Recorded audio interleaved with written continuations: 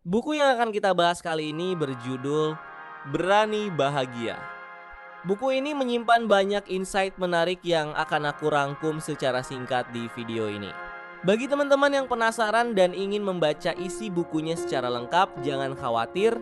Aku sudah menyediakan tautan e-book resminya di kolom deskripsi di bawah video ini. Sekarang, mari kita mulai pembahasannya. Ada satu pertanyaan yang mungkin diam-diam menghuni hati kita semua. Apa sebenarnya kebahagiaan itu? Dan kenapa terkadang terasa begitu sulit untuk meraihnya? Ichiro Kishimi dan Fumitake Koga melalui buku Berani Bahagia mengajak kita menyelami pemikiran Alfred Adler. Bukan tentang teori yang rumit, melainkan tentang keberanian.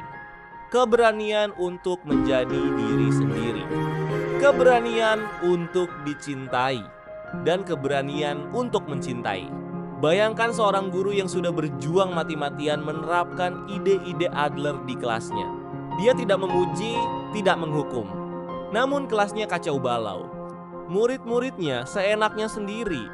Dan dia mulai bertanya, apakah semua ini hanya omong kosong belaka? Pernahkah kita merasa seperti guru itu? Ketika kita sudah berusaha sebaik mungkin mengikuti nilai-nilai yang kita yakini, tapi kenyataan malah berbalik menghantam kita. Kita mulai ragu. Kita mulai berpikir bahwa idealisme hanya cocok di ruang belajar yang tenang, bukan di dunia nyata yang keras. Tapi sang filsuf dalam buku ini mengingatkan satu hal yang penting, bahwa akar dari segala persoalan kita adalah satu kata, cinta. Bukan cinta dalam arti yang sempit, bukan cinta yang hanya tentang jatuh hati atau berpelukan, tapi cinta sebagai tugas kehidupan. Cinta sebagai keberanian untuk terhubung dengan orang lain. Cinta sebagai keputusan, bukan perasaan yang datang dan pergi. Adler berkata bahwa semua masalah adalah masalah hubungan interpersonal. Dan cinta adalah tugas yang paling sulit di antara semuanya. Karena cinta menuntut kita untuk melepaskan ego. Menuntut kita untuk berhenti melihat orang lain sebagai alat untuk memenuhi kebutuhan kita sendiri. Kita takut mencintai. Karena mencintai berarti kita harus rela terluka. Kita harus rela tidak mendapatkan balasan. Kita harus rela memberikan tanpa jaminan akan diterima kembali.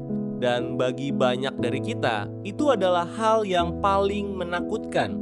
Tapi sang filsuf berkata bahwa kebahagiaan sejati hanya bisa ditemukan ketika kita berani mencintai. Ketika kita berhenti mencari cinta dan mulai menjadi cinta itu sendiri. Mungkin kita tidak akan langsung bisa menerima semua ini. Mungkin kita masih bertanya-tanya, bagaimana mungkin aku harus mencintai orang yang menyakitiku? Bagaimana mungkin aku harus tetap memberi ketika aku selalu diabaikan? Tapi perlahan, kita diajak untuk melihat bahwa cinta bukanlah tentang orang lain. Cinta adalah tentang siapa kita memilih untuk menjadi. Cinta adalah keputusan untuk tetap membuka hati, meski dunia seringkali terasa dingin. Pada akhirnya, Berani Bahagia mengajak kita pada satu kesimpulan sederhana namun berat. Bahwa kebahagiaan bukanlah sesuatu yang kita temukan. Kebahagiaan adalah sesuatu yang kita pilih. Setiap hari, di tengah keraguan, di tengah luka, di tengah ketakutan akan ditolak. Kita bisa memilih untuk tetap menjadi pribadi yang mencintai. Bukan karena kita akan selalu dicintai kembali, tapi karena itulah satu-satunya cara untuk benar-benar hidup.